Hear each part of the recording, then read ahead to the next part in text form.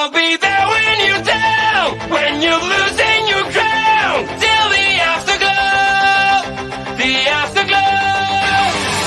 Break out, break out.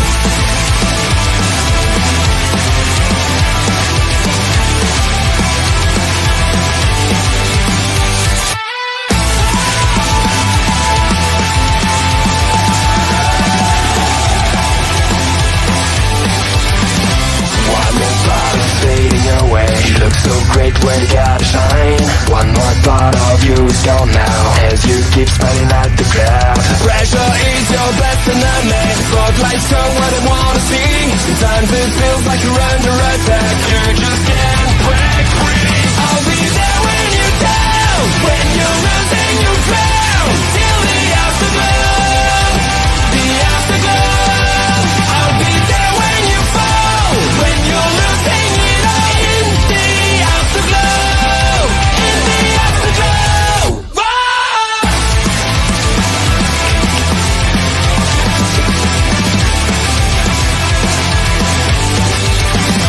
It all started with the passion, it all sounded like a dream. Remember how you kept on laughing, now you're trapped in your own skin. The anxiety growing. Ladies and gentlemen, it is Friday night. Time for some Smackdown with the Smackdown Security Detail. We've got Jey Uso in the ring. I apologize for the few-minute late start. Couldn't get the show started without this. But Jay's in the ring. He's got the stick. Let's see what he's got to say.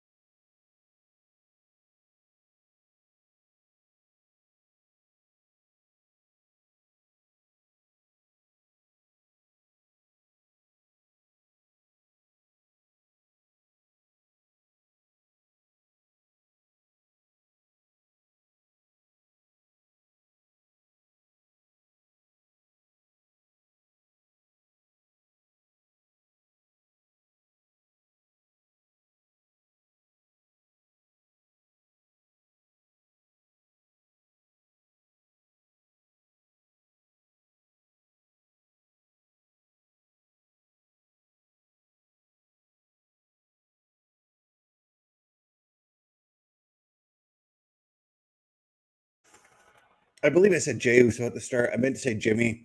Jimmy basically saying that he's going to kick Solo's ass there, and they're up against one another later on tonight. But right now, we've got our tribal chief, our OTC tribal chief, Roman Reigns, making his way to the ring right now.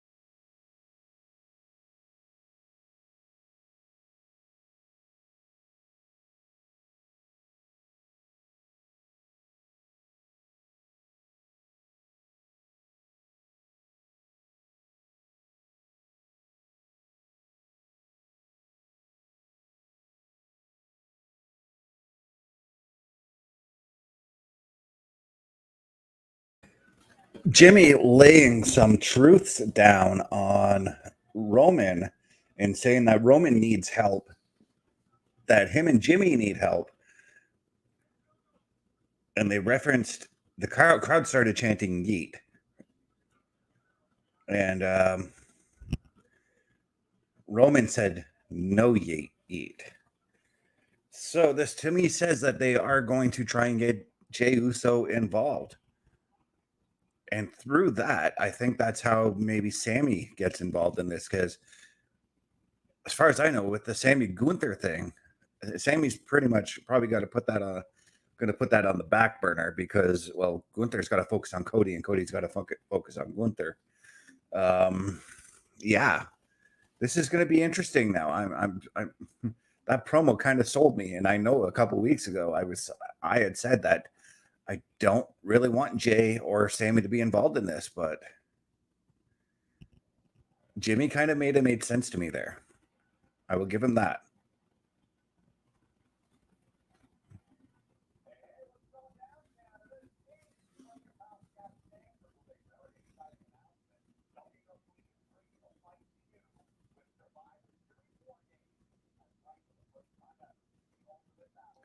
And we're looking at our pal Scott Stanford, talking about war games. And honestly, I do think that this whole Roman situation with the bloodline now, this is where it's going. The men's war games is going to be a sort of bloodline civil war kind of deal. The original bloodline meeting up with Bloodline 2.0. I kind of like this. It's almost like I suppose you could say it's almost like the NWO fighting each other in war games. Except they really messed that up one bad.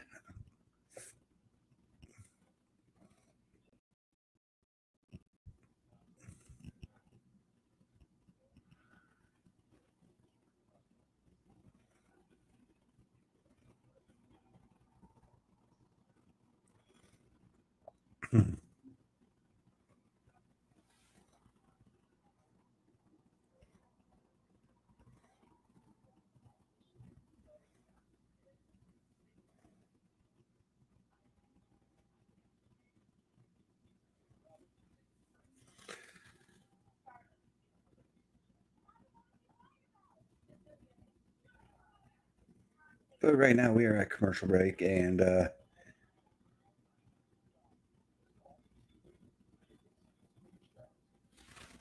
just sitting here checking it out.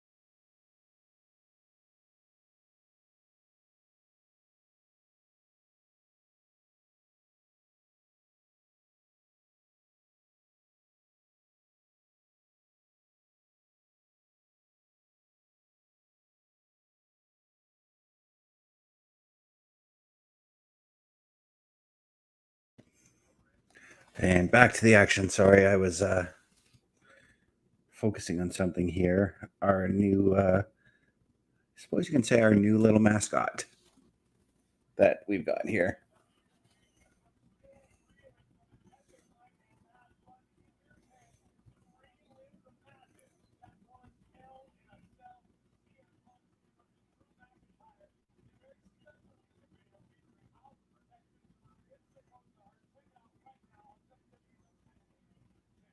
House of Protection. It's supposed to hurt. I forgot that was supposed to be a thing there. But last Saturday, we're looking at all the legends. DDP was in the crowd. We got Scott Steiner, Mickey James was there. Tully Blanchard was there. Arn Anderson was there. It was great to see Arn and Tully together. X-Pac was there. Lillian Garcia, Jacqueline was in the crowd. Booker T, of course, he was there because he is employed by the WWE.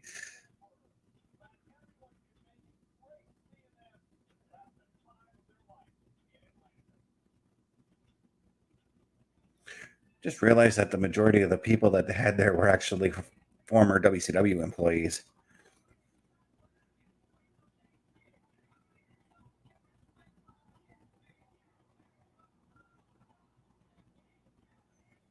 And we've got Carmelo Hayes making his way to the ring. Of course, our opening match tonight will be for the United States Championship.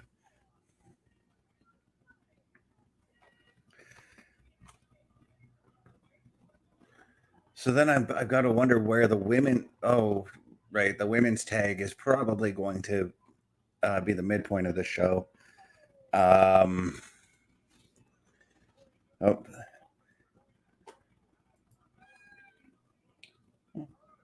come here. My cat is meowing at me, and of course, I'm trying to do the show here.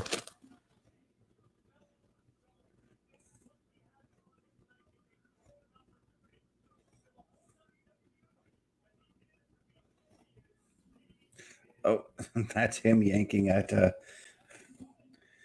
I got to get this fixed up here. As Mello makes his way to the ring here, LA Knight's going to be. LA Knight's on his way right now.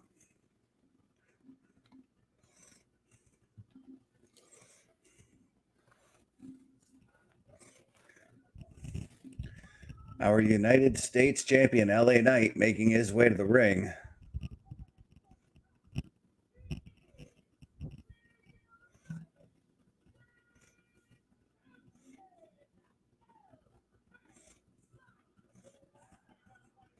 Got a sign out there saying, "I miss Lemmy. Don't worry. Most of us metalheads miss him too."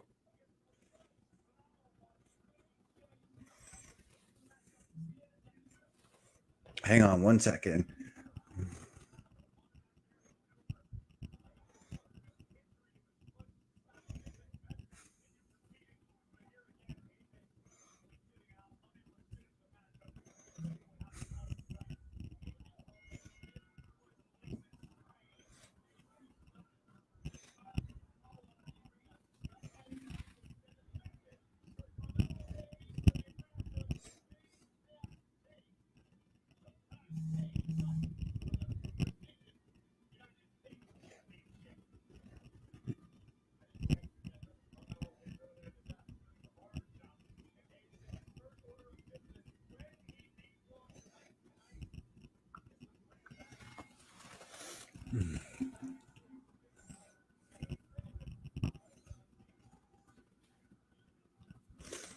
And of course, here we go, getting all started off, and LA Knight already cleaning house with several fists to Mello's face. I expect that this is going to be one hell of a matchup here. You're going to see a lot of the athleticism between both LA Knight and Mello being showcased definitely in this contest.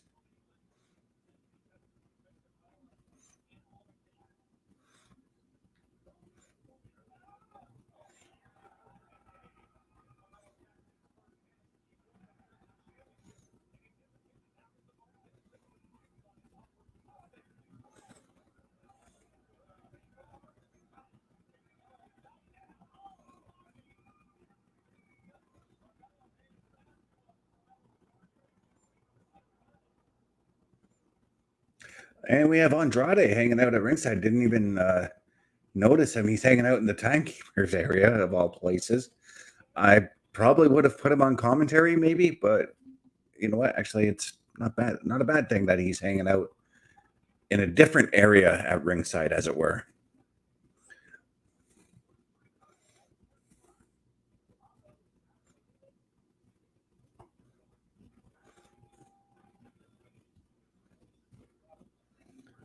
Oh, look at that. I see a belly. My cat is showing off his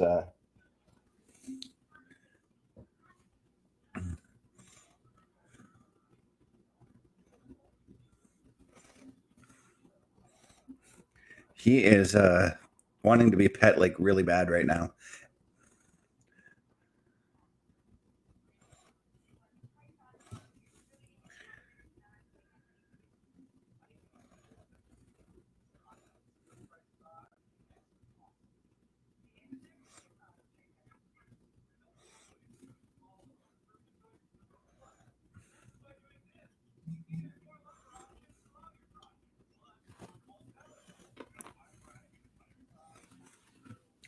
Give me.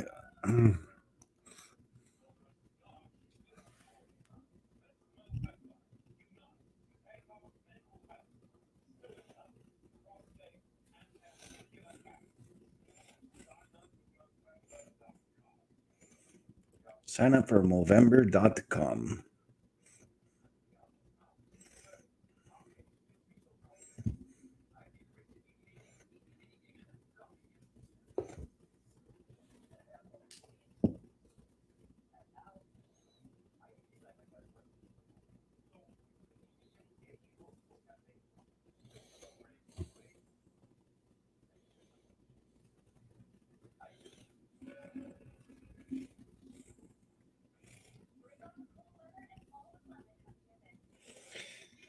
So one thing about my cat Charlie here is he is very loving. He went from obviously being very skittish on Monday during the Raw Patrol to wanting nothing but pets, like he is right here on the security detail.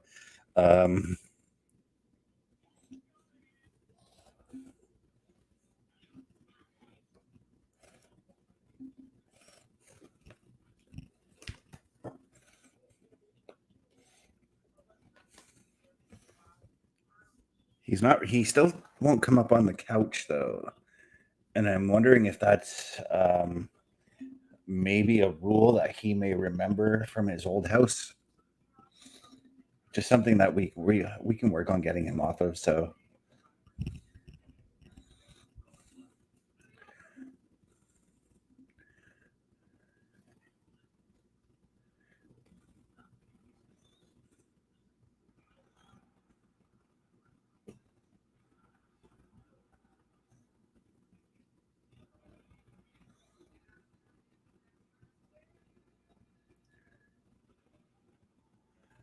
of course, war games every year being playing War Pigs. Not that there's anything wrong with that song. I'm fairly certain you can find other songs that you may be able to use with that. Maybe, I don't know. We'll see. We're back to the action now as we've got Mello with a sleeper hold on LA. Andrade's now got himself a chair by the commentator's booth as he's sitting and watching the match. You know he's going to want a championship match. I still believe that this is going to build to a triple threat now because, I thought it was going to build to a fatal four-way, but supposedly AJ's down with an injury.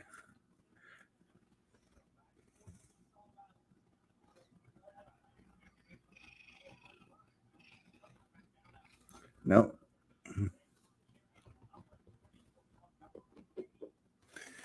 Gonna reach down here.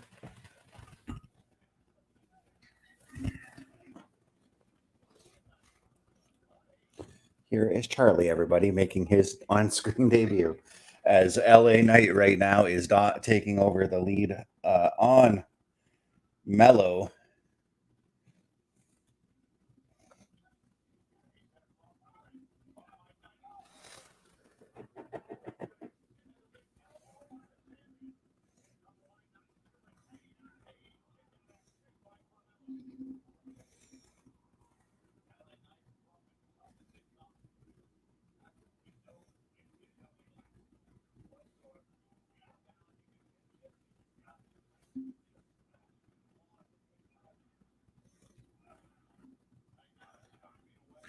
And LA just stomping away right now on Mello. And got ourselves a run-in from one Mr. Chris Parrish. How are you doing today? Not too bad. We've started off with the U.S. title match, as you can see. We had an opening promo with Roman and Jimmy, and they indicated that, or Jimmy indicated that he wants Jay to be a part of what they're trying to do to take down Bloodline 2.0. Interesting.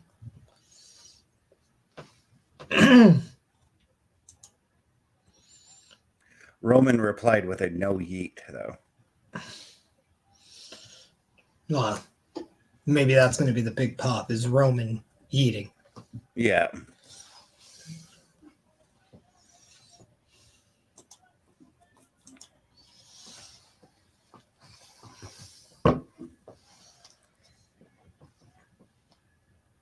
Charlie made his on-screen debut tonight. Those animals always going into business for themselves. Yep.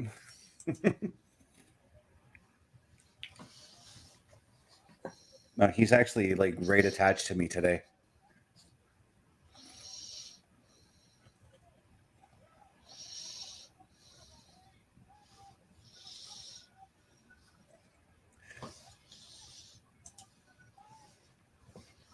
Is my TV too loud or? I can hear it slightly, but only when we aren't talking. Okay, so.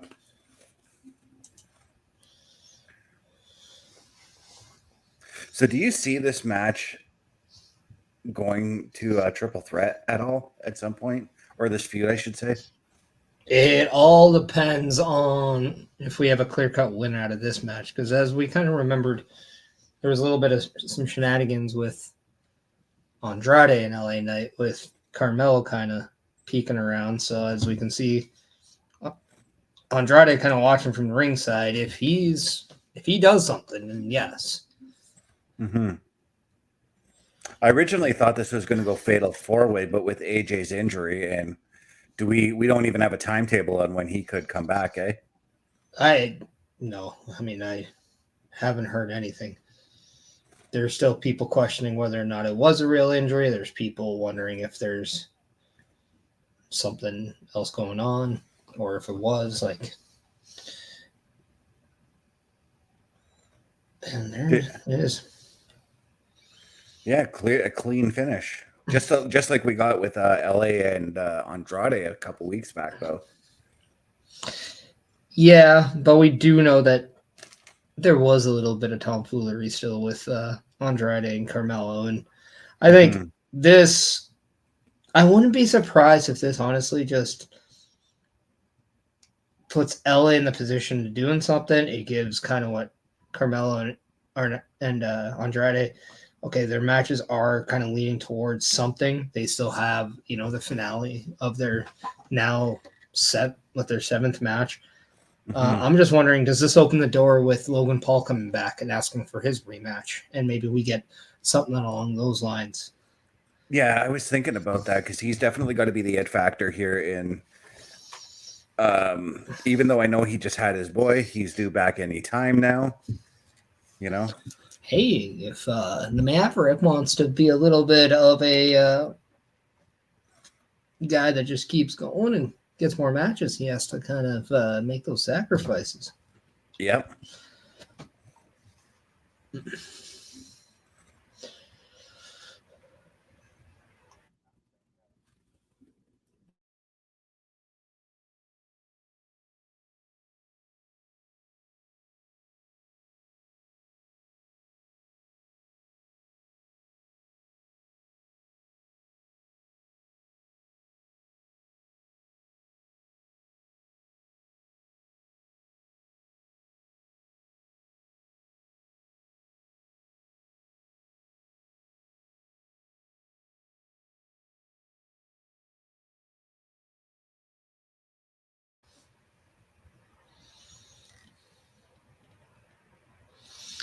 Now, I 100% believe that we're going to see Kevin Owens get involved in this match. And this is a match where I think you can see Cody Rhodes take a loss. It's for a reason. He doesn't lose the title. It gives an accolade to Gunther, who still remains to be white hot with those opportune moments. And then it furtherizes what's going on between Cody and KO. Yeah. Because maybe, just maybe, we talk about triple threat. Maybe the triple threat we should be looking at is Kevin Owens versus Randy versus Cody. And that's a match I can actually get behind.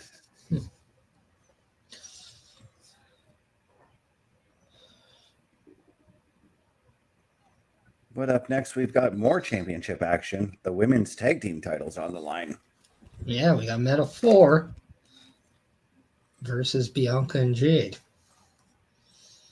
Now, I know they're saying Jakara, Jackson, Lash Legend, but they are members of Meta 4, so. Yeah.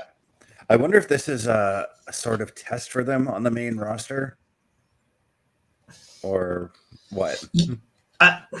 You could probably say that it's probably a test within the situation, but two, on NXT right now with the 2-hour shows that they do have, and yeah, I know people say, well, it was always 2 hours, but now that it's on CW, there's more of a time snap. Now you have advertisements, commercials, and all those fillers that are putting in there. They brought in Stephanie Becker and Julia. There's, attention going elsewhere to the point where you might not be able to have this match right away. So how do we get this match in there? How do we get this match for Bianca and Jade? Because it makes the women's title legit because it's going from Raw to SmackDown to NXT. So yeah, we see people from the main roster, Raw and SmackDown, go to NXT.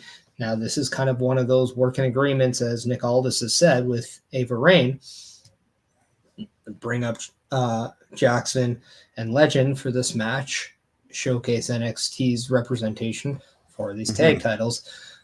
I think, yeah, you do look at it as a test because obviously it's a completely different platform, different stage. But at the same time, this is, I think, just more of a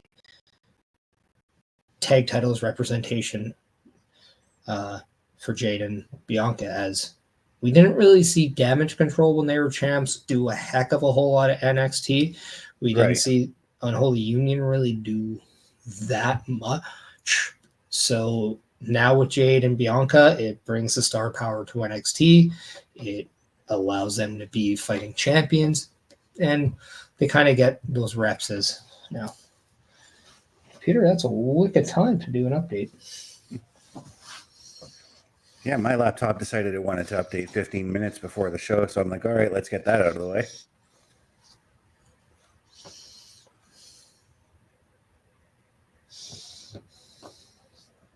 Oh.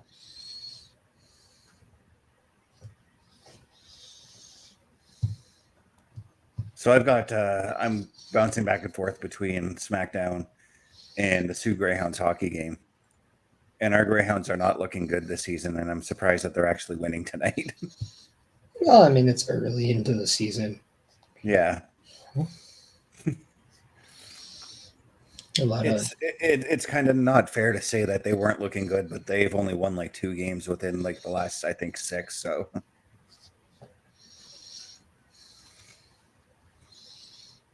mean, at the end of the day, you look to see progress, because is there progress from the last game to this game? And if there is, step in the right direction. Again, it's still early in the season. You don't win the championship in the first month of the year, so no, people need to kind of ice the brakes a little bit on the panic button, because, I mean, it's not like I'm blowing a gasket over the first Oiler game or anything like that. Anymore. During that game, you turned it off, so I turned it off because I don't want to get upset. Yeah, that makes sense. Because my thing with the Oilers is they do the same thing every year.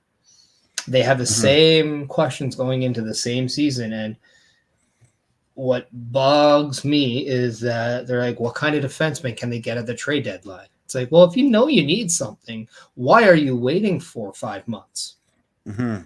That's what I don't like, and that's a sign of a team that's not going to win when they take the 4 or 5 months to do something that they already know is an issue.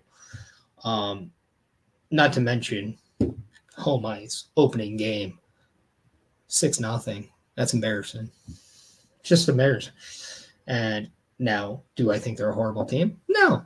But at the same time, do I think that was a horrible effort? Absolutely. Oh, yeah. And yeah, I just hate prolonged decisions. Oh. Interesting developments right now in the ring.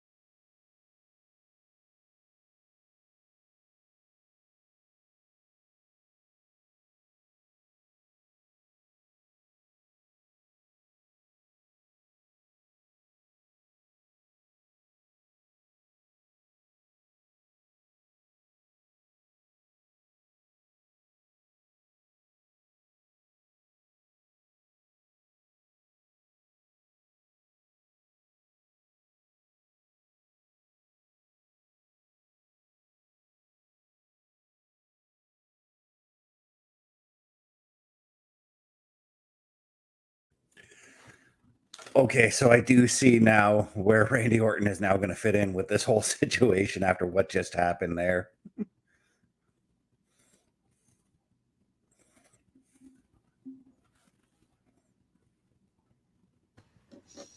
Yeah, and well, I mean, how long do you think Randy Orton plays Peacemaker for? Not very long.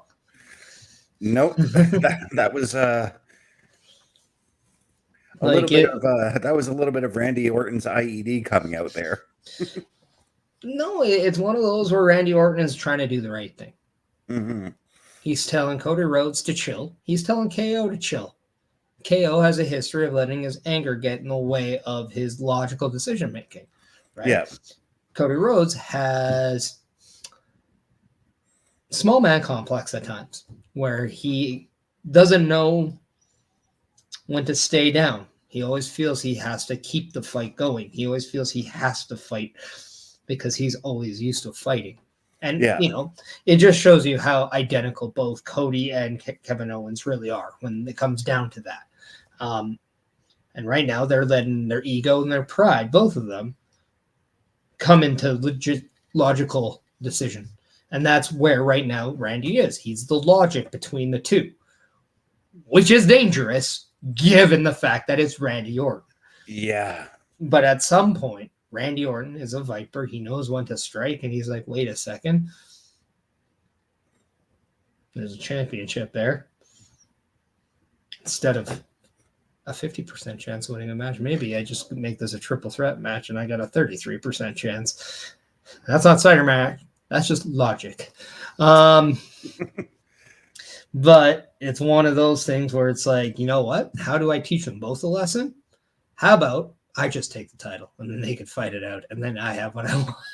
Yeah. It's like, but it's one of those things where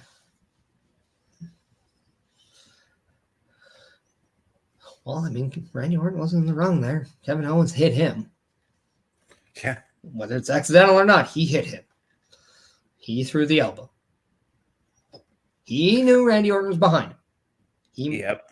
So I kind of thought that we were going to get an RKO out of Orton, but no, it's simple jack to the jaw, and that's all it took.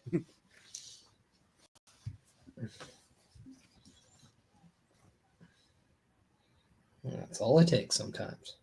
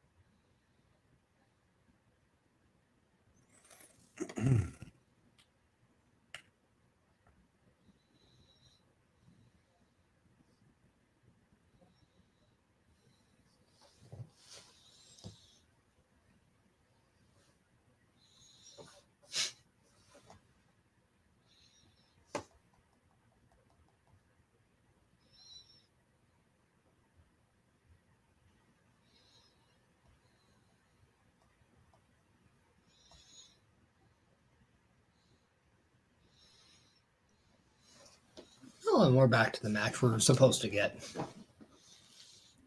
Okay. Oh, we got Chelsea and Piper hanging out at ringside as well.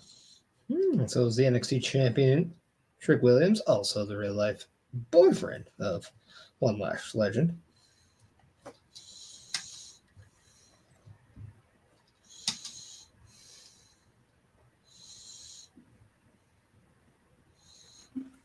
Well, nobody is disgusted around Chelsea Green, so she must be smelling better.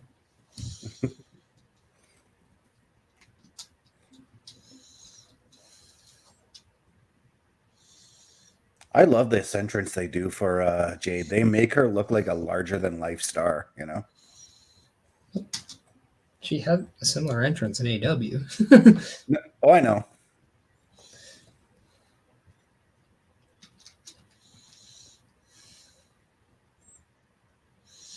I think the one thing that's different about Jade is that she just feels a lot more comfortable and confident in who she is.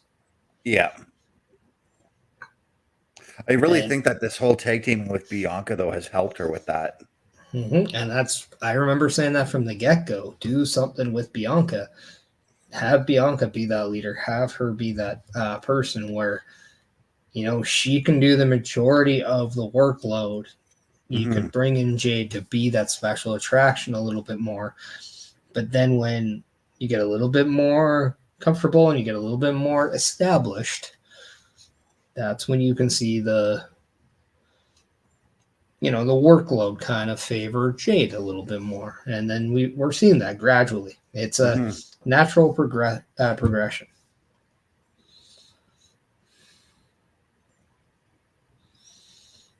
It's going to be curious to see, like, when Bianca and Jade split up. It's going to be I'm curious to see how Jade's going to be as a single star.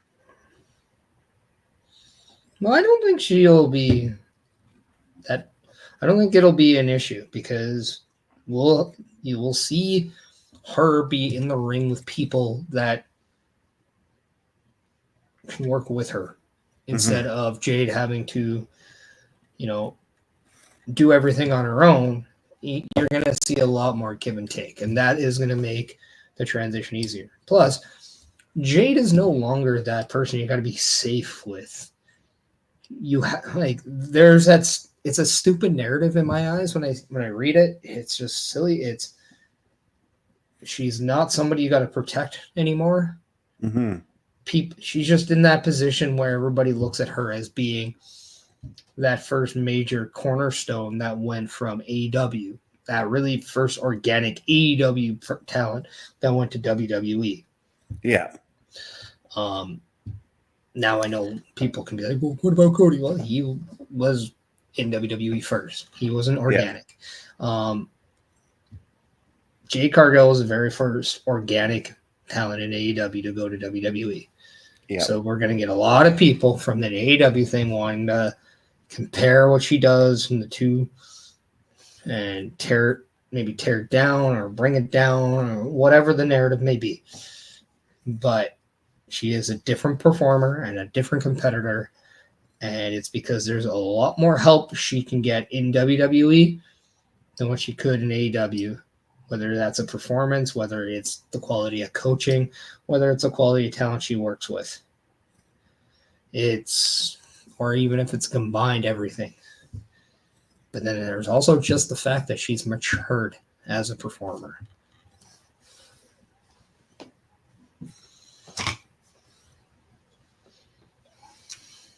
I think that covers about everything. Yeah, definitely. It just bugs me to see the dumbness on Twitter. And it's like... Well, I see it on Facebook when it comes to her. So, oh my God, it's so stupid. But it's just like, well, if you knew a lick about the business, and I don't know, I got 6 PWI saying I know a few things, so I feel there's probably things that they're not seeing, or maybe not understanding. Am I the end all be all? Absolutely not. But. Yeah. You do know a thing or two about being in the ring, I do know what they felt to be a lot more mature as a performer in the ring.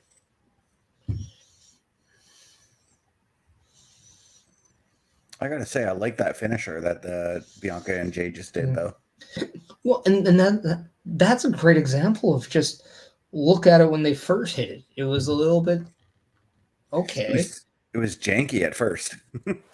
Well, and then now all of a sudden it's more established. I mean, everybody's first attempt at a move isn't always their best one. Yeah. Go back and look at the first RKO. It looked trashy compared to what it is now.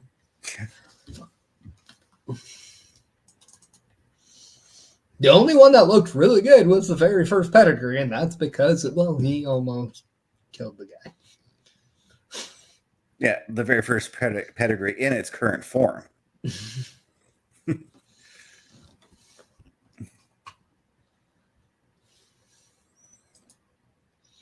Because not a lot of people know that the first version of the pedigree was actually a cutter.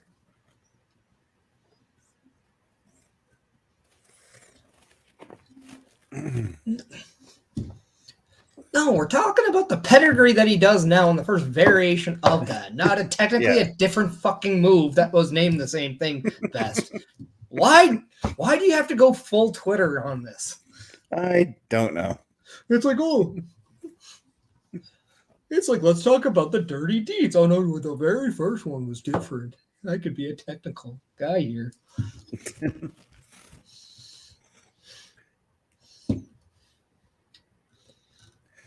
No, but yeah. And you said current form.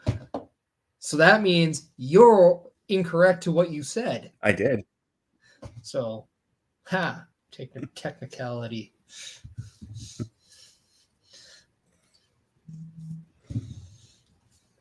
See, you tried to make it funny, and then I technically got it back on you.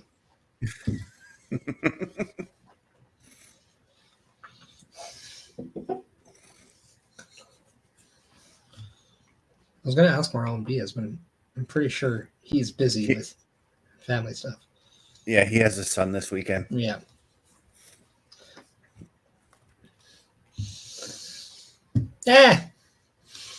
He should still just do his job. He owes us one for having to bail on a Monday thing to watch his freaking Dolphins choke. I watched my team choke on Monday, and I was still here.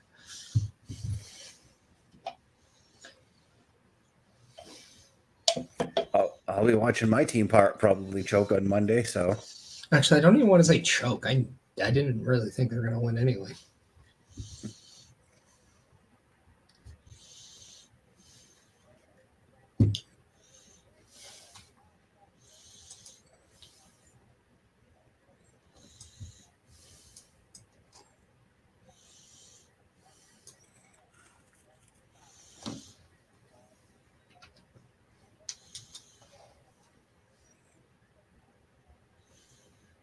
no, with that Roman promo, it definitely seemed to set up things for War Games. So, oh yeah. I mean, we are about 7 weeks away? 8? Yep. I'm wondering how Sammy gets involved, because obviously if Jay's going to get involved, Sammy's more than likely going to get involved as well. Or maybe do we see Hikuleo come in Sammy's place? No, I think it's very easy. Doesn't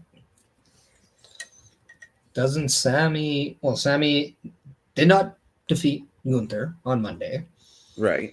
So right now, Sammy doesn't have anything going on Raw. Mm-hmm. Now, we saw early on that we got on Raw, a couple people moved or did a couple Raw appearances from the Smackdown brand, but we never got anybody saying, okay, who went over to Raw? Yeah, that's true too. I mean, we're looking at one of those individuals right now as they're showcasing what just happened between KO and Randy Orton. No, I thought the two were Cody and Randy. Yeah. I didn't even really consider Cody, to be honest with you. Damn it.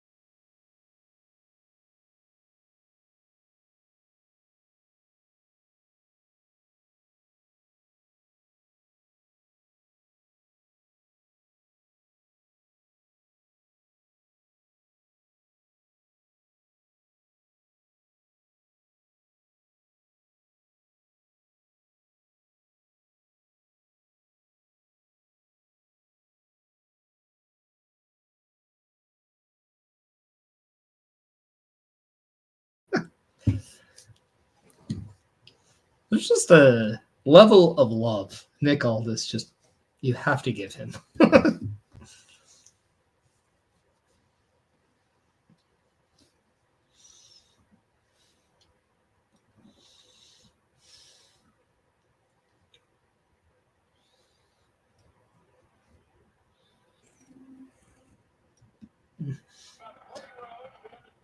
I'm very curious with Def Rebel no longer making music for WWE and with their contracts not going to be renewed. Now, here's the thing. We don't know when their contracts are up. Right. But I'm curious who all is going to get new music, different music. Does Nia go back to her old one? Like, what? Like, are all these themes still on the board here?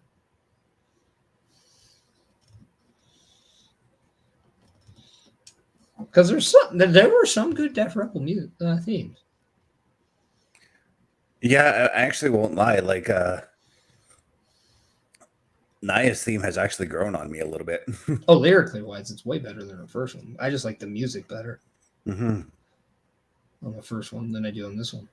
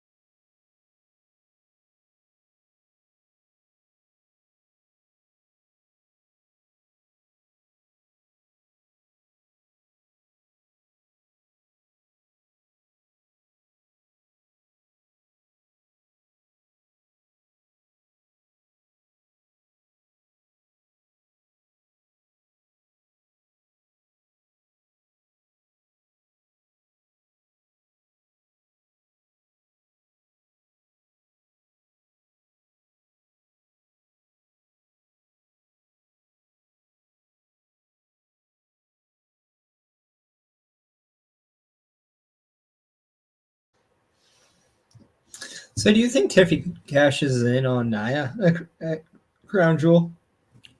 I'm gonna say yeah, based off that social interaction there.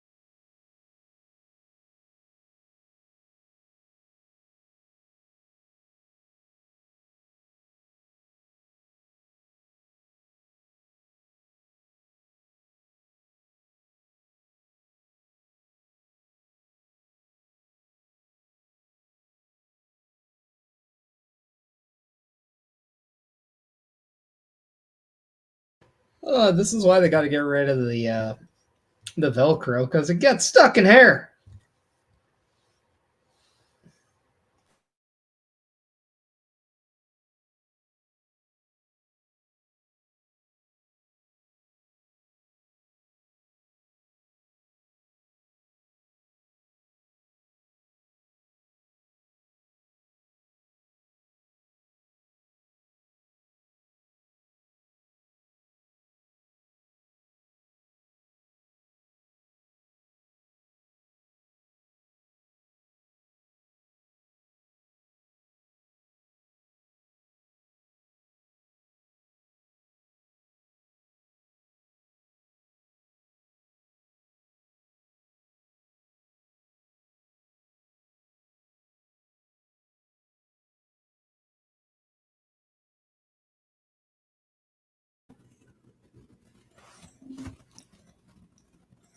So did Corey speak out of turn, or is this another championship match we're getting?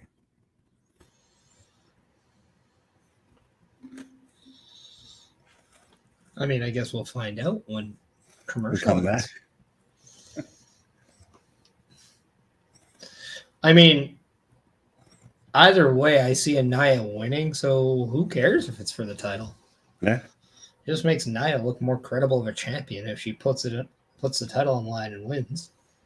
And I'm not going to lie, I actually like the fact that the women got time for a promo prior to the match, and that was nice to see. After another championship match. Yeah. Right? Like we went from a women's match with a promo inside of this further along. Then we got the match. Then we got a little bit another promo. And then we got a promo with the match. So, I mean, yeah, a lot of time for the women. And I'm loving it. Ba-da-ba-ba-ba. Okay. Okay, Ronald. That's my roommate's name, actually. Well, do you want to be Grimace? Like, well, where are you getting at here? Oh, wait a second. Do I have the hat? I don't know if I do or not. I do have a hat. I just don't know if it's that hat. But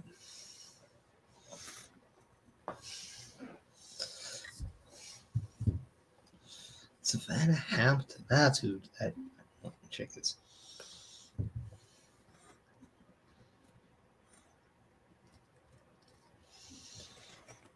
I kept seeing this person on the Sportsnet commercials, giving blood and whatnot. I had no idea who it was, and I'm like, I'm pretty sure they said. I just keep missing the beginning of that commercial because, well, it's a commercial, and not really one I like.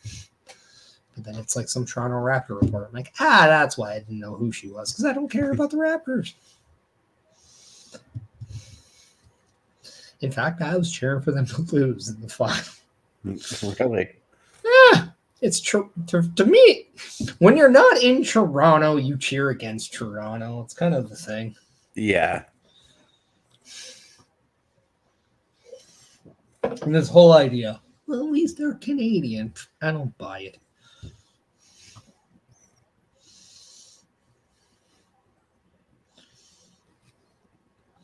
It's like this ain't the Olympics.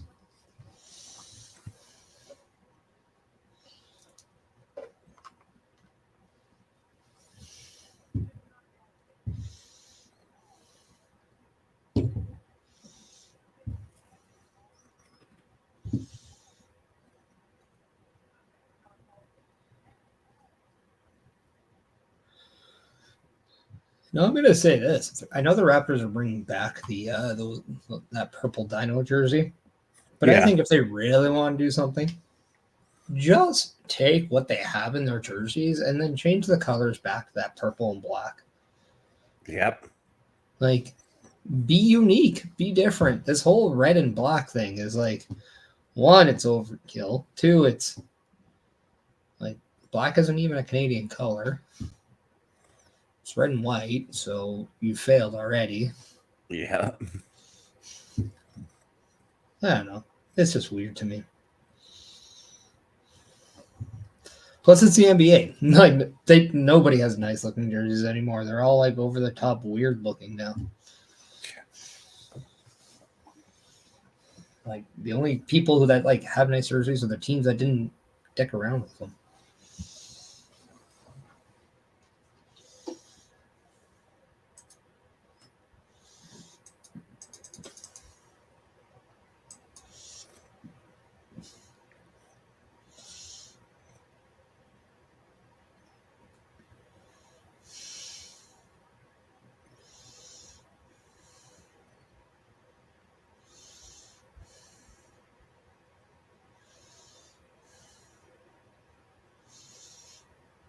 All right, Naomi, you got to speed up here. I've been saying that about her. I've been thinking that about her for like the last couple of weeks now. She's not as fast as she used to be in the ring. Well, it's not that. It's just when she does half the things she needs to, like, Naya's not going to run around to make it look good. Mm-hmm. So you have to kind of understand that, because if she just stops and turns around, you're giving her enough time to, like, why doesn't she just club you in the back when you try one of those fancy spots? Like, it just, in a way, that's kind of what I want to see Naya do, is just kind of just say, nope. And then just like, you want to do this? And be quick.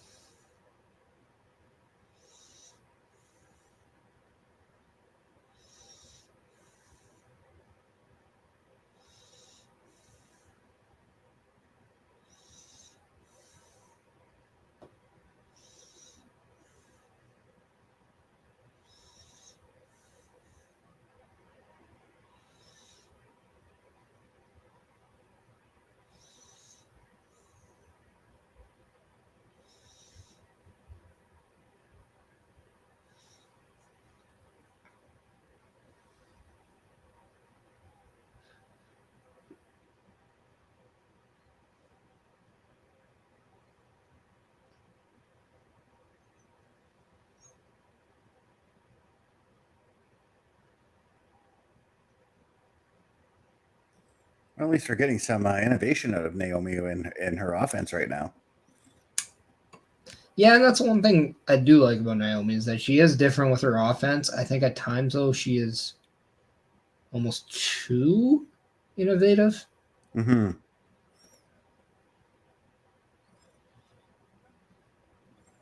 And then at times I kind of just want to see her get down and like really dirty in the ring and just, out, just in the wrestling term, like really like use that grit to edge one out.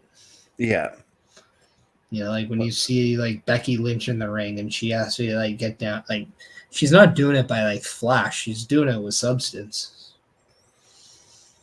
Yeah, you basically want to see Naomi throw a fist or a kick or two, Well, in the way of like of a wrestling match, though, right? Like you can use wrestling holds and moves as like ways in a wrestling fight, right? When you watch like Shawn Michaels, Bret Hart, like those guys, when they were fighting with each other, they were still doing wrestling moves and holds. Right. They just made the wrestling moves and holds look like they were legit fight moves and holds.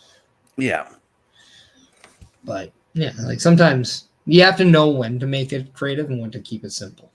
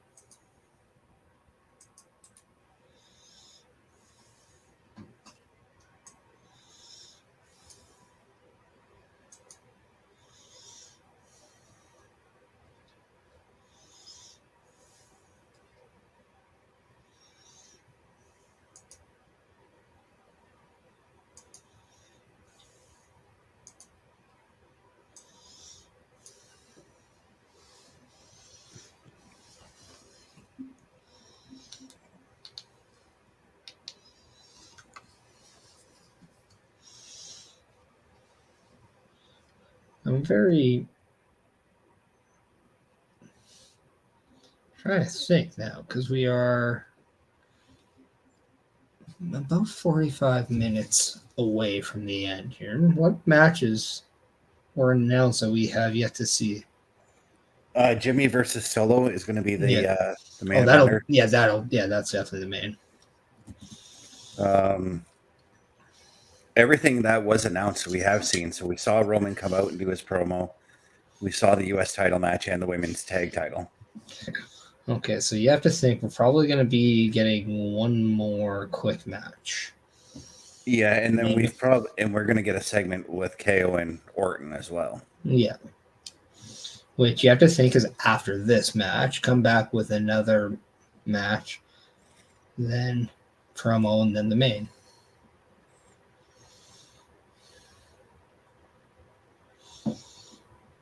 Now I'm just trying to think, who haven't we seen? That would make sense. My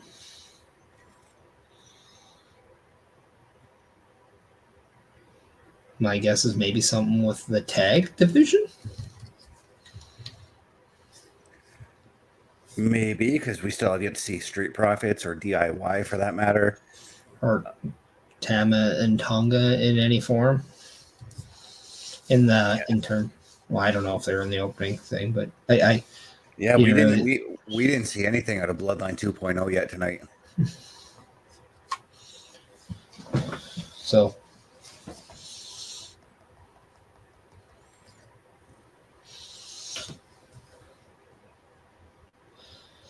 I mean, and there's also A-Town Down Under too that could be doing something.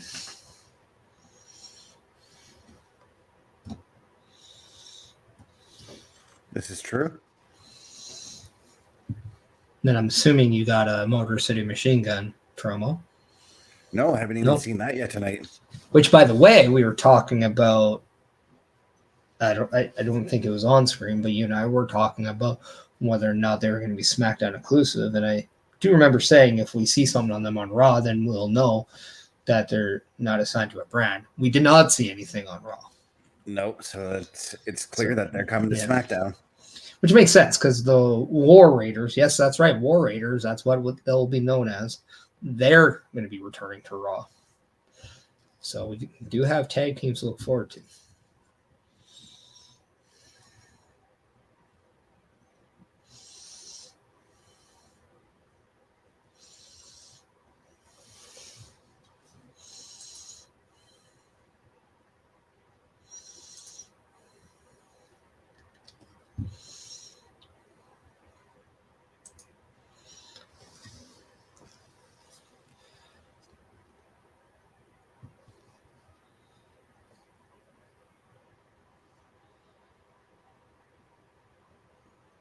I will say this about Raquel Rodriguez. I do like her look as a heel, but I think I just need some muscle definition out of her to make her feel more like a muscle than what she already is, you know?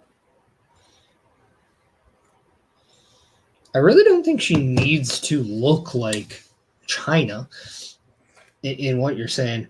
And I said China as an example. I think she just has to be used and featured in that form. And then the more you see it, the more you'll believe it. Yeah, like maybe.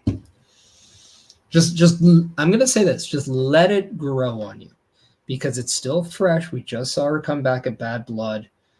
And then it hasn't been a month yet with it. So let it kind of get there. Again, she's most likely going to be doing something with Rhea. Let that kind of go through. And if she has a dominant performance over Rhea, I'm sure that's going to be something of value. Yeah. So Corey did speak out of turn. Naomi won. Wasn't a title match, though. No, but it was due to interference. This is true. So Nia didn't lose cleanly.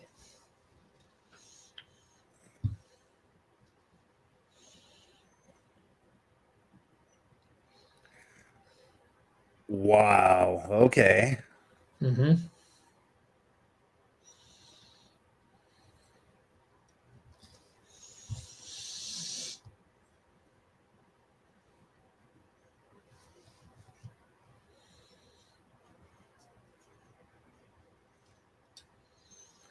And now Liv has got herself caught between a rock and a hard place.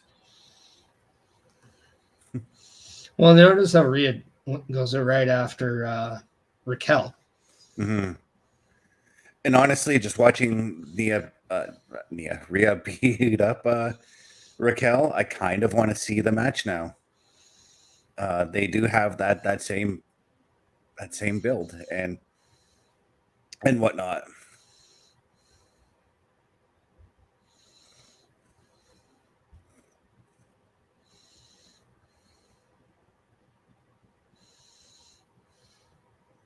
My thing is, why is this on SmackDown?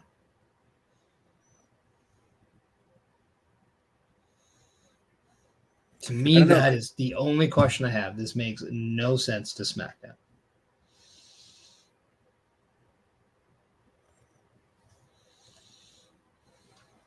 My guess is it's sort of a reminder that yes, Liv has this thing with Nia, but lurking around the corner is Rhea, you know?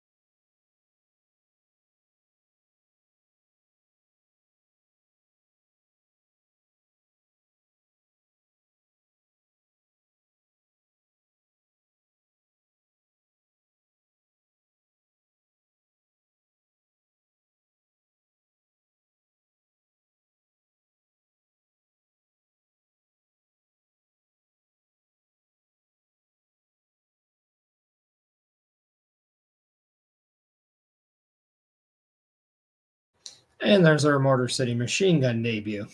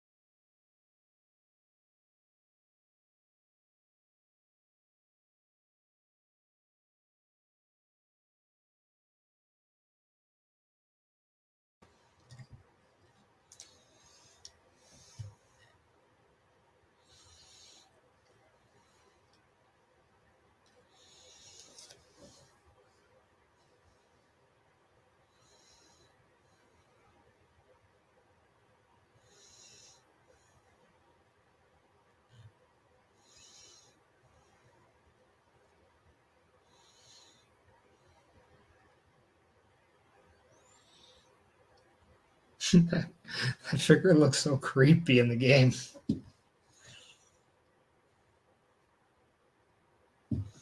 He kind of I don't know what it is, but he made me think of them old Burger King commercials where the king would just show up at random spots and give you a burger with that big smile across his face. Man, they made a video game with that, eh? There's a few of them actually. Yeah. Well, those games were fun. They had like a hockey, like or soccer, like they were fun. Yeah, I remember the kart racing one. I like that one. Yeah.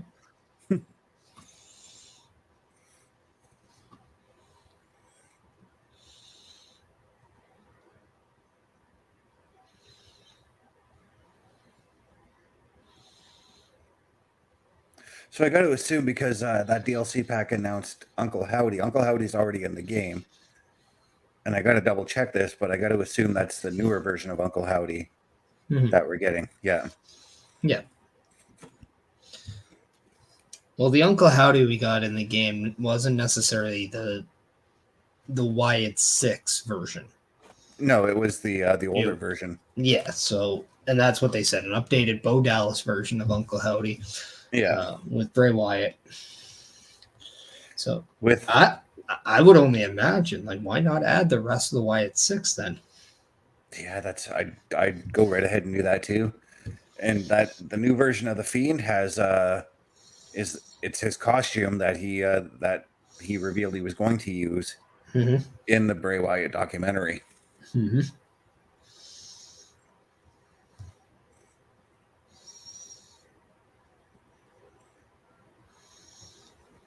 I can't wait to play as that version of the Fiend, to be honest with you.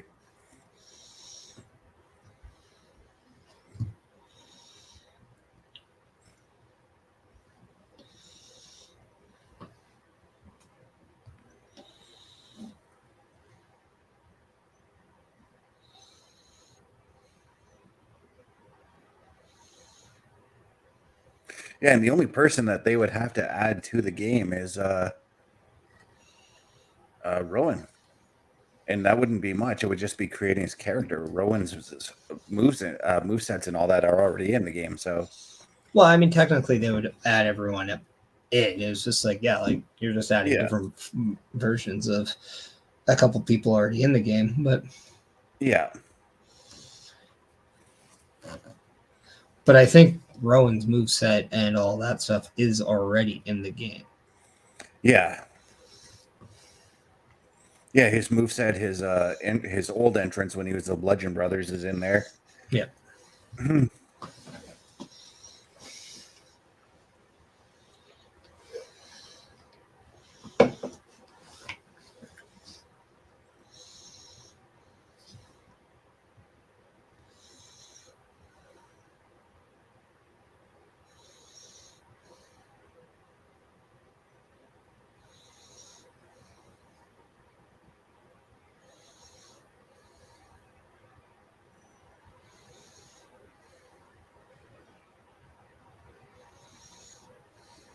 And we are back. Go online on Facebook, and the first thing I see is nothing but people complain about the time that match had between Nia and Naomi. I thought it had a good amount of time. Yeah, I did too. Or it was either that or the tag match, but it's... Well, I kind of expected that tag match to be a little bit on the shorter side. Yeah. Well, I don't... At the end of the day, it's like... It was a put-over match, but at the same time, did anybody really think there was going to be a title switch? No. It wasn't... No. It was a showcase match for your champions. It shows you how dominant of champions they are. Now, it doesn't really take away from their competitors and who they beat because, let's face it, there is a complete difference between the ability there. And you need, at some point, you just need to do that. It's not like Metaphor and those two are running through the NXT women's scene on the tag division. No, they talked up a shot. They didn't earn one from what they did in the ring. They shot their shot online. So people have to remember just what they did to get the shot. They didn't earn it. They yapped and got one. So the fact that they had a Smackdown match, I mean, good for them. And to be fair, I was actually quite impressed with what Jakara, Jackson, and Lash Legend gave me in that match. Yeah. It's a sample size, and that's just the thing. Sometimes you need to stand up and realize, hey, I can walk before you actually start stepping. Yep.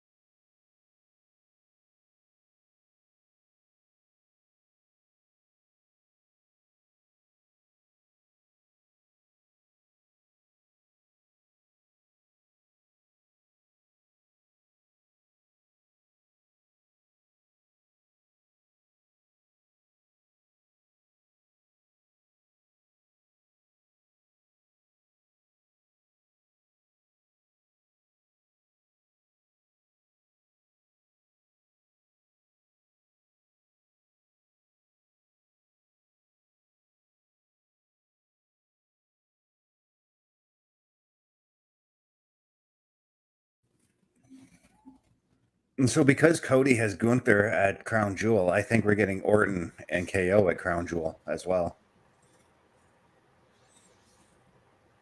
Maybe. I wouldn't be surprised if we see maybe a match between them on SmackDown. That gets interrupted by Cody Rhodes, thus creating a triple threat match at War Games. Okay, I was gonna say, I thought you were gonna go with Crown Jewel, and I'm like, you might be right because there's nothing saying that Cody couldn't have 2 matches at the pay-per-view. He's not going to have 2 matches at Crown Jewel. No, I know.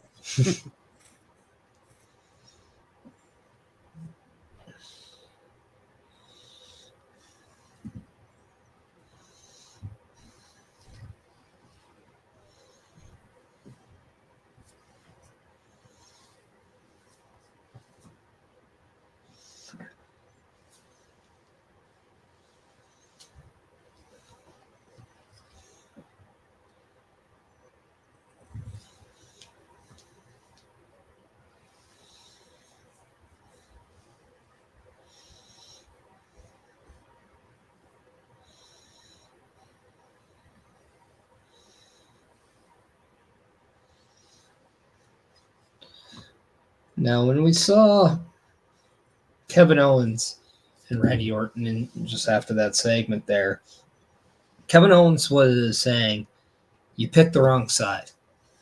Mm-hmm.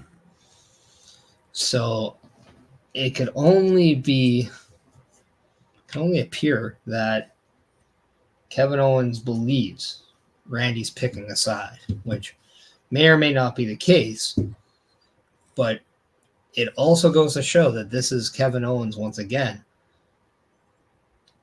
letting his own mind take over. You know what? He's letting something blur his vision. Yeah. And it's one of those things where maybe he thinks he's right in this whole situation, but he doesn't realize he's doing it in the wrong way. And he's letting his anger take full control.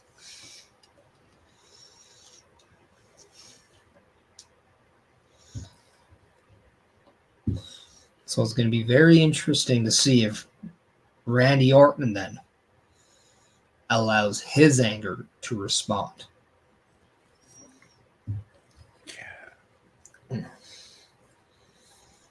And that's definitely something we got to look forward to. We got to see next week just how Cody and how Orton are going to respond to what KO has been doing. Mm-hmm.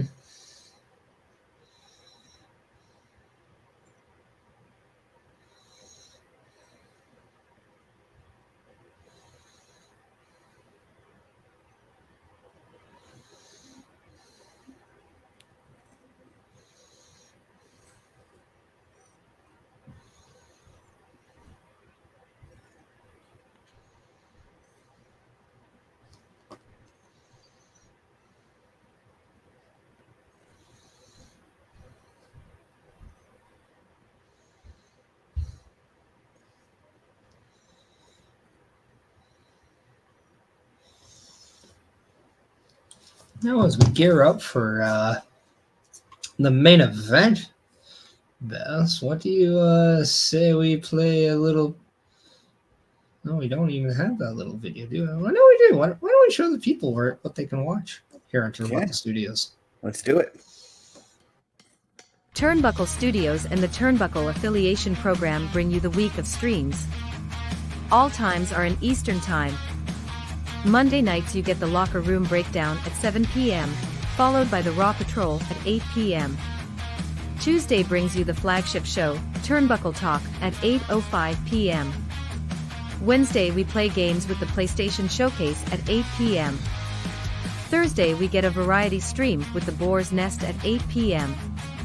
Friday we game again with Unleashed, the Jessica Wilde story at 7 p.m. Following the game, join us for the Smackdown Security Detail at 8 p.m. The weekend brings you Saturday Night Gaming at 8 p.m.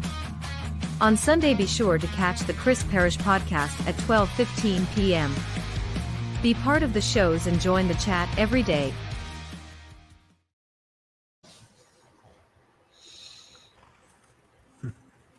And that is what you can find here in Turnbuckle Studios. And once again, if you want to have a little bit more information about this Turnbuckle affiliation program, well, don't you sweat, because you can simply go to affiliationprogram.my.canva.site and you can learn more about the Turnbuckle affiliation program, and perhaps you could join the Turnbuckle affiliation program.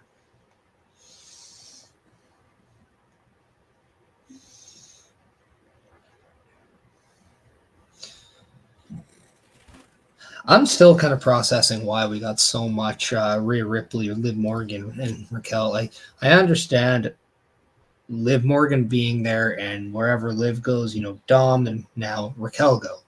Mm-hmm. I still don't understand why Rhea was there. That makes zero sense to me. I understand that they have something going on, but why not that be a Raw thing? Right now, because I'm just thinking, like, we saw Rhea come down and kick Nia, and I get a feeling Nia's going to want some kind of revenge on Rhea for doing that. You know what I mean? Like, that's what I keep thinking about. I mean, I understand that, but like the whole idea is like, it just makes no sense to me to why that was even a thing. Now, you're telling me that you couldn't have done something very similar on Raw where maybe Liv has the microphone, Rhea comes out, same thing. Nia's music hits, she comes in, she's trying to get to Liv. They both clear. Rhea then hits her, maybe challenges Nia to a match that night since she's there. Mm-hmm. Like, that could be something that's done internally on Raw. We don't need SmackDown. With all the people that aren't being represented, like, really, like, all we're going to get out of Piper and Chelsea is just, they're watching a match. They couldn't be doing something in the ring. We couldn't get something with Michin or anyone else. Like, I'm just saying. Like,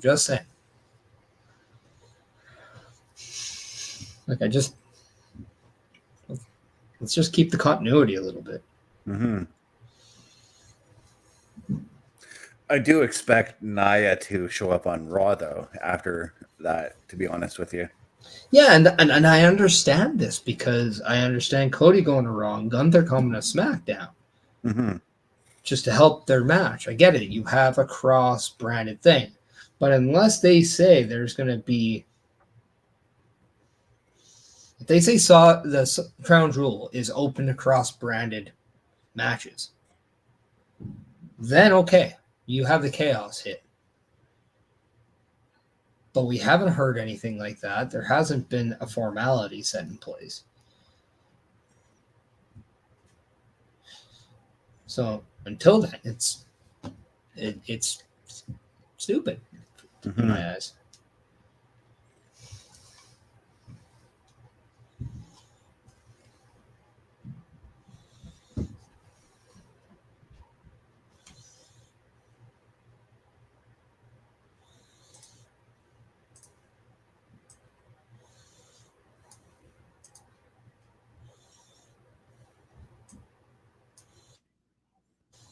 And normally I don't get mad when Rhea Ripley's on my screen, but I mean,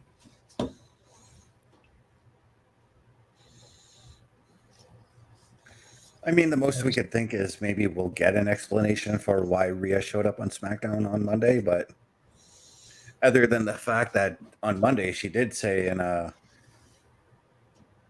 taped promo that she was going after Raquel. Sure, but that's still, do it within the realm of your fucking brand. Right? Like, it just bugs me. I don't care where you're going to go. You shouldn't be allowed in a SmackDown thing. You're not. Where? Nick Aldis, get your security. Do something.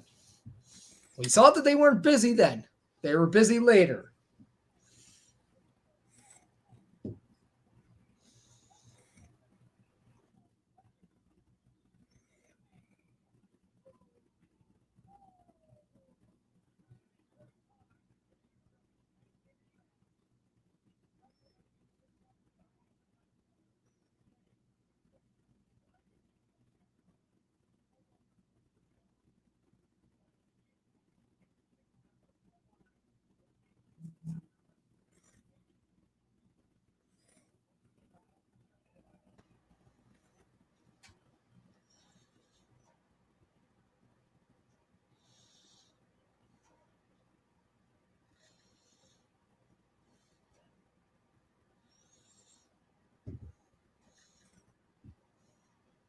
And I think this was all avoided if they just said Crown Jewel is opening up to cross-branded stuff.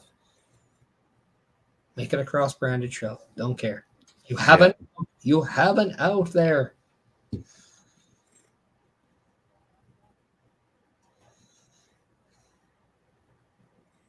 No, I'm 100% on board with you on this one. I don't think we needed Rhea to show up on the show.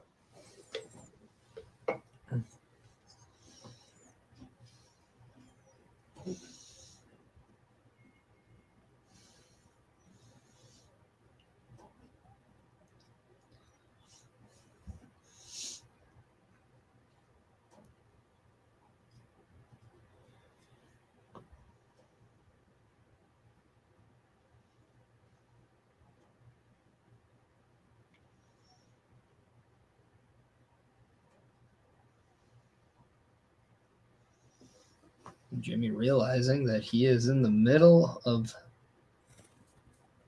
an unknown area. Yeah. If I'm mistaken, I know that they I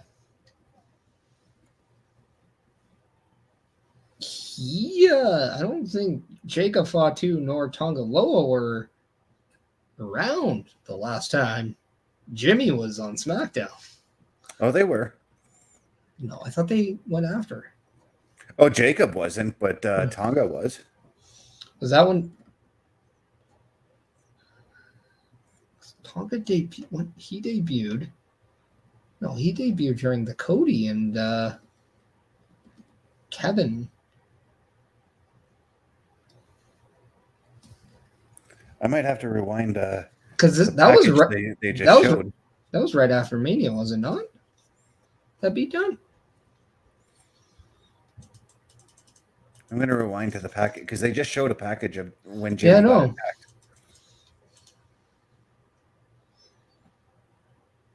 Oh no, you're right. It's just Tama Tonga. I thought I saw Tonga Loa in the ring too. Yeah. So yeah, no, I go back to my original thought. It was just very much a refreshed kind of thing. Jimmy realizing he's in a completely different landscape now. Mm-hmm. Because there's two new faces that he don't know. So if you don't know what they're capable of. You don't know what you can do. And he's by himself.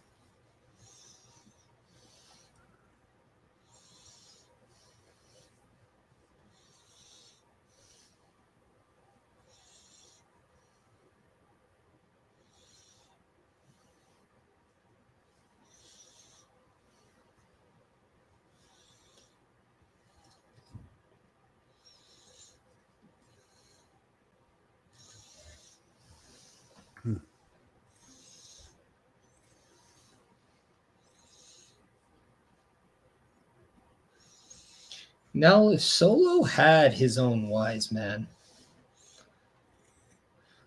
you kind of have to look at, what Paul Heyman is, and that is someone who is not born within the family. Right. He is an outsider. So if Solo was to have his own wise man, would it not follow in a similar pattern, or would he have somebody more within the family? And I'm not looking for names here. I'm just looking for, if he was to have one, what would be his parameters? That's something I've thought about too, because we've talked about the idea of maybe bringing Armando Estrada as the wise man in, but I'm like, where exactly does Armando actually fit in with this version of Bloodline, other than the fact that he has history with Umaga?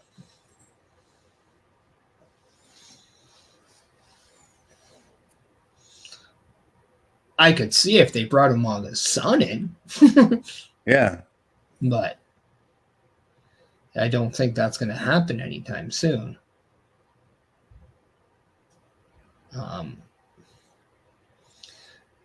I could see Rikishi possibly being something like that. And that'd be a very intriguing dynamic.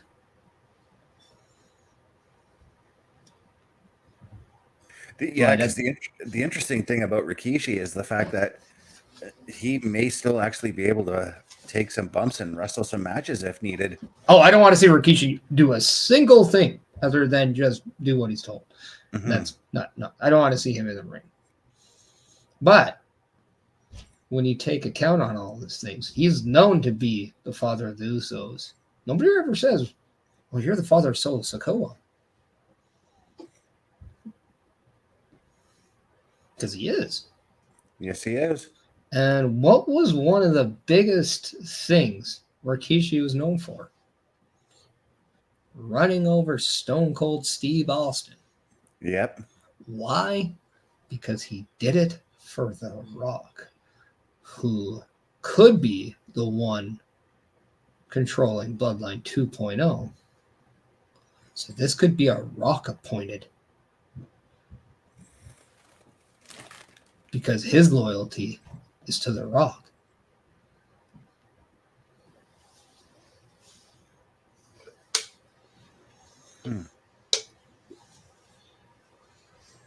Yeah, because when The Rock showed up at Bad Blood, what did Solo say? It's all part of the plan.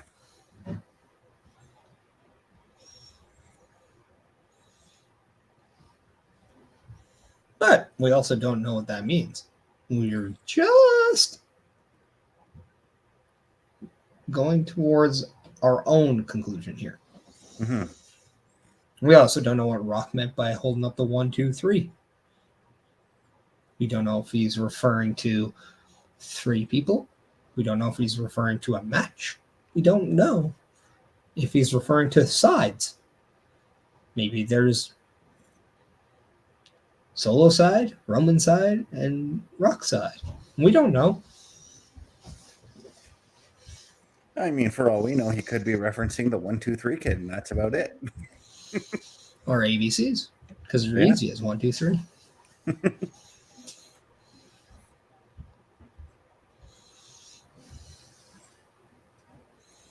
But no, we'll get those answers in due time.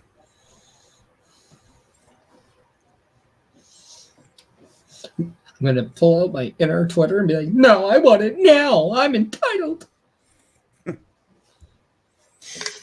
Yeah, there's still some fans out there that just don't understand what a slow burn to a storyline is. No. People on Twitter that complain, they all are the slow burn. That's all. Yeah.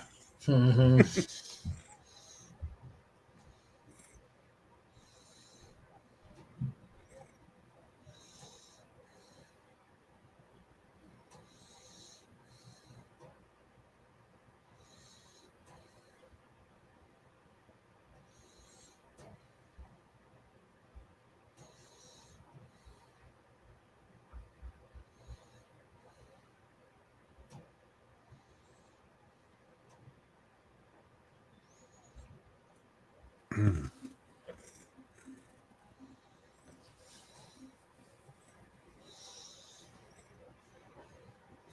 Now, there's part of me that is kind of curious on something. I wonder if the reason why we're seeing these plans with the Motor City Machine Guns on SmackDown, if maybe it was designed for if WWE were to get the Lucha Bros, this would have been the Lucha Bros, and the Machine Guns would have gone to NXT instead. Yeah, because I mean that's what I heard. The original plan was for the Lucha Bros to come straight to the main roster, and Motor City was going to be on NXT. Mm-hmm. So I'm wondering if they just moved that up, which I think is a blessing in disguise too, because I think we want to see the Motor City Machine Guns battle teams like A-Town Down Under, like DIY, like the Street Profits, like Tama and Tonga, and then mix it up with a potential Uso match. Like, who wouldn't want to see Motor City Machine Guns versus the Usos at one point? It was one of my dream matches way back in the day. And to be fair, I think I'd be better off if when the Lucha Bros do eventually come to the WWE, I think I'd be better off seeing them on NXT. The WWE? Yeah, the WWF. The WWE? The double E. Mm-hmm. The 2W. I think I'd be fine with seeing them on NXT as opposed to the main roster.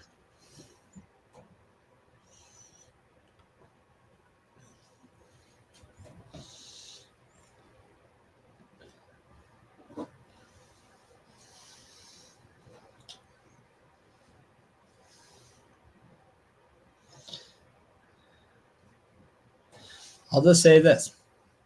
Royal Rumble 2026 could be very, very intriguing. Yeah.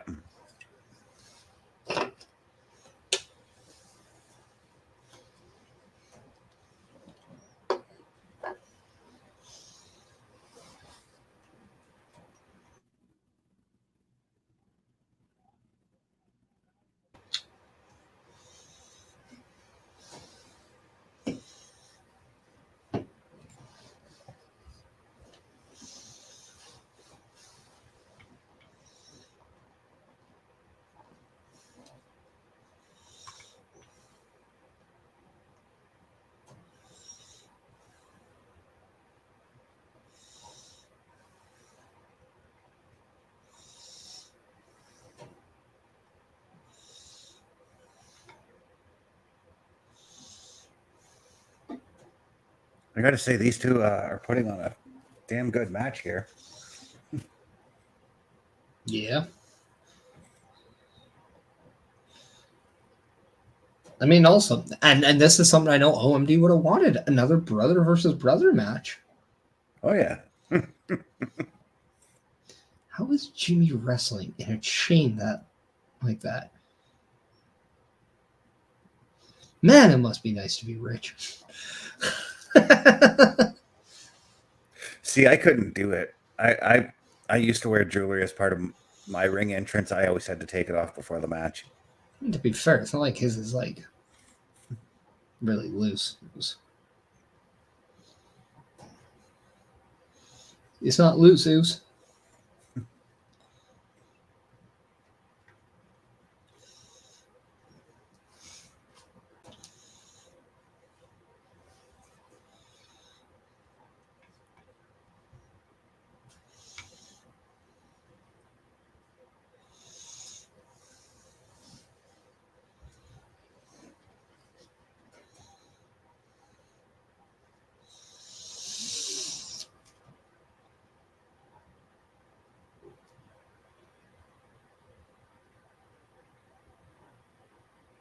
I am actually going to say this. I think Solo is getting in better shape, too, the more we see him. You know what? I think you're right on that one.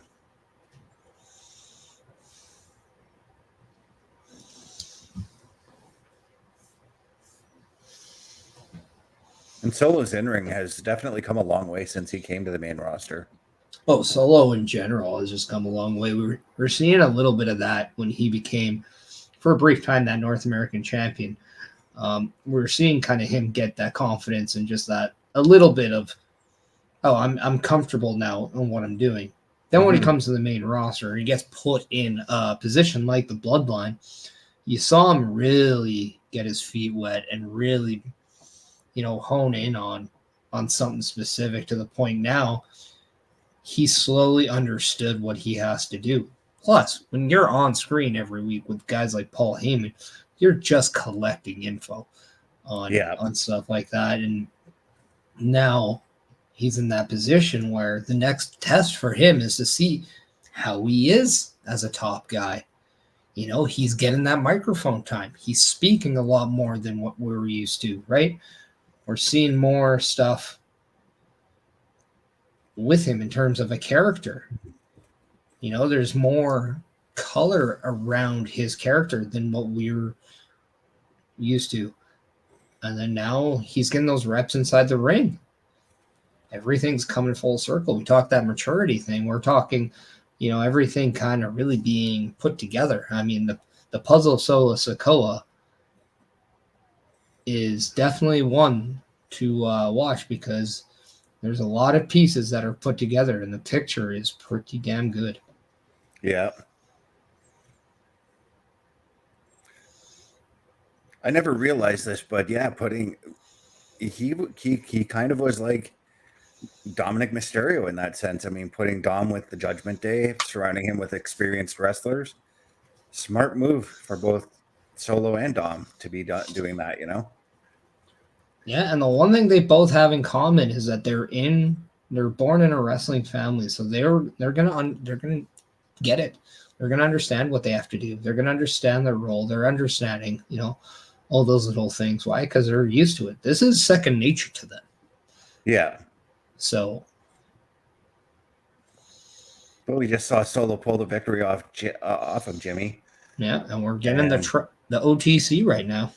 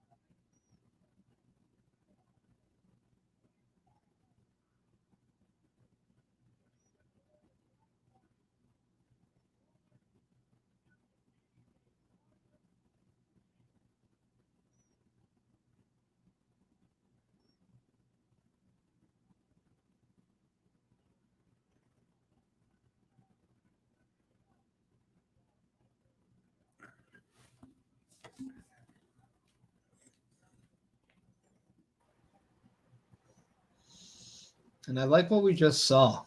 The numbers game getting to Jimmy and Roman, because this now shows that in order to level the war field, to make an even attempt at war games, you need to add to your squad. So now the need for Sammy, the need for Jay is there. And we just got that out of Jimmy because he was just looking over at Roman and he said, "You see what I'm talking about? We need help." And this is something I like about Roman too. One, we're getting a little bit of loyalty out of him, understanding he needs his family. And it's not just, hey, I need my family to do this for me. No, I need it to survive. You know, it's like now all of a sudden that understanding that, hey, look, this is what it's now. I know what we were doing to everyone because now all this is coming to us. You know, like the world we lived years ago and the hell we put other people through, Right. We're getting put through that now. We're living in that world from the other side. So, you know, he's going to have to. I honestly believe the only way Jey Uso helps Roman is Roman has to embrace the yeet. I think that's where I'm going with as well, because again, in that promo, the crowd, it wasn't actually Jimmy that was indicating that Roman that they needed Jay's help. It was the crowd that was indicating Jay. And that's when Roman said no yeet. Well, that's because you're building it up. You're built, you know. So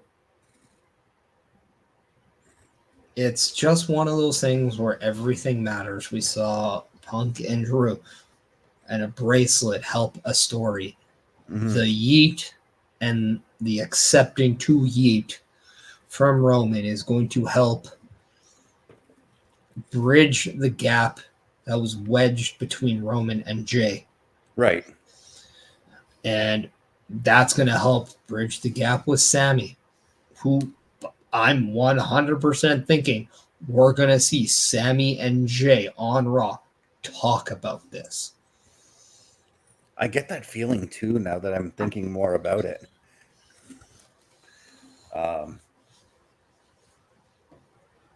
But and who better to talk them into it than Paul Heyman? He's the wise man. He knows it's wise. And I was just going to ask, how do we get to that point? And I'm like, when you said Paul Heyman, I'm like, that makes more sense than having Roman show up on Raw and, plead and beg for them to join the team or something like that. It makes more sense for Paul Heyman to do it than Roman. No. Paul Heyman is the one who puts the attempt in. Mm-hmm. It's Roman that has to do it. Right. Roman has to do it. He has to. Your OTC has to make the decision. And that is what it's going to come down to. It's going to be one of those where the fans want it. Jimmy wants it. Paul Heyman knows it's best. We have Roman and Jay and maybe even Sammy. But I think the story right now, right here, is really how it all started. And that was Roman on one side, Jay on the other. Right. This is where we have to see that wedge. But now there's something has to give. There has to be an embrace. And that is where I do believe we will see maybe the Ulafala that Jay always wears, that blue one. Mm-hmm. Maybe he gives that to Roman.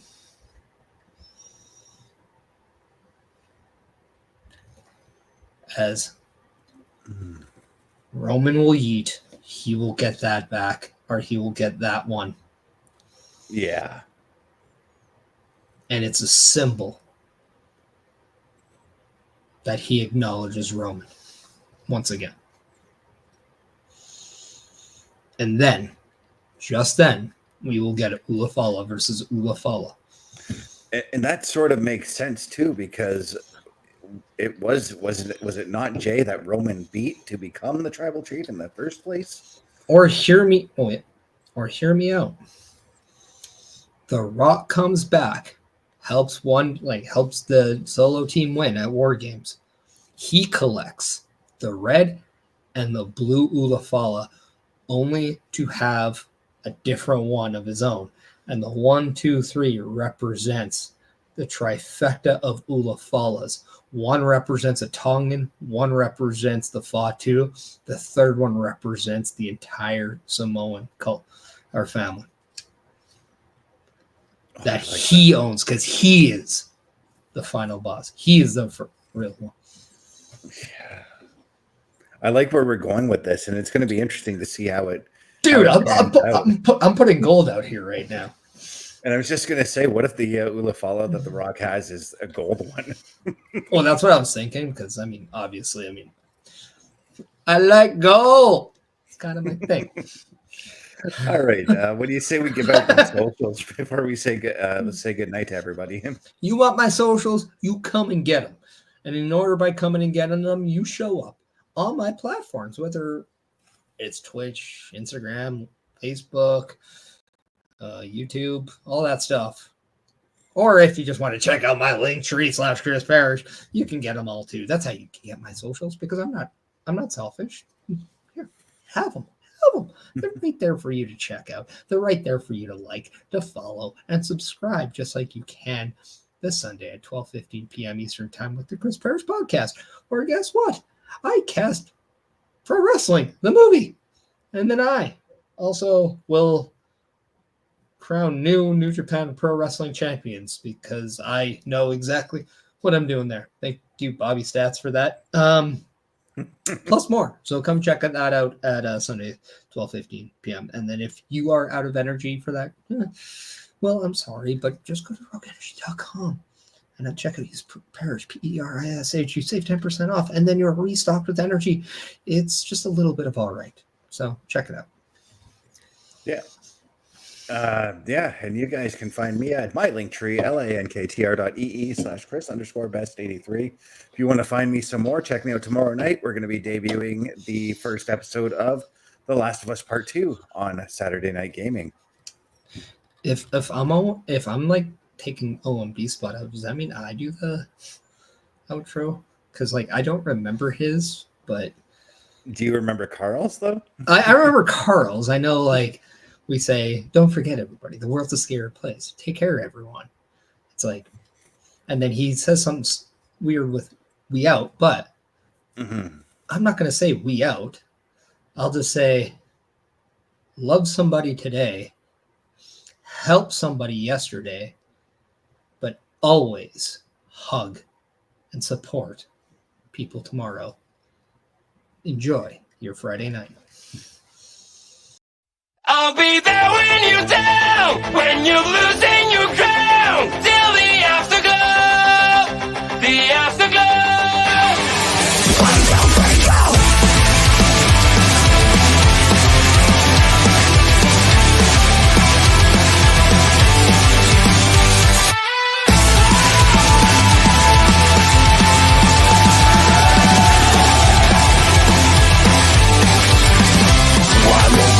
Fading away, you look so great when you gotta shine. One more part of you is gone now, as you keep smiling at the crowd. Pressure is your best enemy, spotlights show what I wanna see. Sometimes it feels like you're running